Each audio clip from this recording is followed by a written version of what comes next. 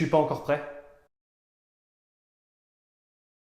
Salut à tous, aujourd'hui je vais chez Engie. Par contre c'est un peu le rush parce que ce matin en se levant on a vu qu'on n'avait pas de nounou.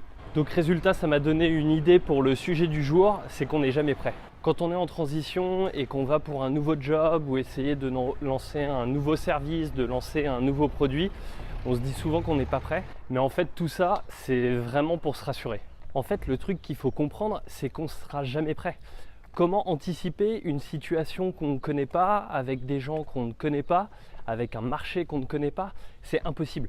La seule bonne manière de faire pour avancer, c'est de se lancer et de regarder ce qui se passera. C'est en rencontrant les autres qu'on va pouvoir définir ce qui nous plaît, ce qui ne nous plaît pas et ce qui plaît aux autres. C'est exactement pareil si vous cherchez un nouveau job. Si vous n'allez pas vous confronter à des recrutements ou à des gens qui font ce même métier, comment voulez-vous savoir si ce que vous racontez est cohérent avec ce que les gens recherchent? C'est pareil lorsque vous créez un produit. Si vous n'allez pas rapidement voir votre marché, comment savoir si ce que vous créez a une valeur pour les gens? Moi aussi, c'est peut-être pareil que certains d'entre vous, j'ai eu du mal à me lancer. Mais le truc, c'est qu'en se lançant, on se rassure aussi. On fait, on voit ce qui se passe, on voit comment les gens réagissent. Et ça, mine de rien, ça fait avancer et ça évite de stagner et de rester dans ses intuitions et ses hypothèses. Pour la mission chez Engie, on est venu avec notre intuition, mais on n'avait pas vraiment de produit à vendre à Engie.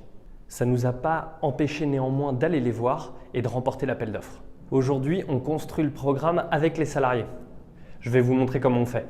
Bon alors voilà, on rentre dans la pièce où on travaille la journée. Voilà, il y a de la lumière, tout est parfait. Je vous présente Raphaël, mon collègue avec qui je travaille. Coucou. Easy.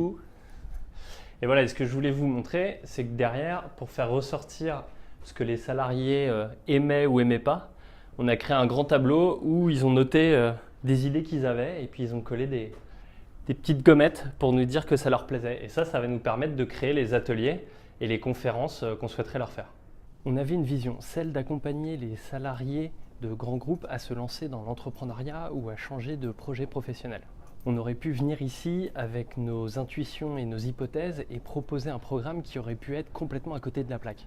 On a donc décidé de se lancer avec cette idée et de créer le programme de manière itérative afin de coller au mieux aux attentes des salariés. Si vous êtes en train de lancer un nouveau produit ou un nouveau service, n'hésitez pas à prototyper la fonctionnalité principale de votre produit et d'aller le tester très rapidement auprès de potentiels clients.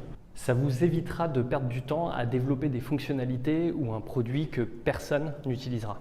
Pour ceux qui sont en transition et qui souhaiteraient changer de job, partez pas dans toutes les formations que vous pouvez trouver à droite ou à gauche.